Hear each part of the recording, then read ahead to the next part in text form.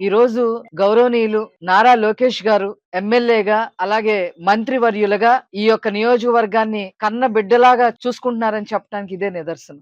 ఎవరైతే చేనేత కుటుంబాలు ఉన్నాయో ఆ కుటుంబాల్లో వర్షపు నీరు వచ్చినప్పుడు మగ్గన కుంటలో నీళ్లు వస్తాయి, వాళ్ళకి పని ఉండదు, ముసురున్నన్నాళ్ళు కూడా పని ఉండదు. అలాంటి టైంలో వాళ్ళకి తినటానికి కూడా డబ్బులు ఉండే పరిస్థితి ఉండదు, ఎందుకంటే రోజువారీ కూలీకి వాళ్ళు పనిచేస్తారు కాబట్టి. అలాంటి వాళ్ళందరికీ కూడా ఈ రోజు పెద్ద మనసుతో నారా లోకేష్ గారు చొరవ తీసుకొని ప్రతి ఒక్కరికి కూడా 50 కేజీలు బస్తా బియ్యం, అదే విధంగా పప్పులు, ఉప్పులు, ఉల్లిపాయలు, పంచదార, కందిపప్పు, వంట నూనె అన్ని సమకూర్చి సరుకులన్నీ కూడా వారు ఇవ్వటం జరుగుతుంది. వారి యొక్క ఆదేశాల మేరకు మేము అందరం కూడా ఇక్కడ అటెండ్ అయ్యి వాళ్ళకి ఈ రోజు ఇక్కడ డిస్ట్రిబ్యూషన్ చేయడం జరుగుతుంది.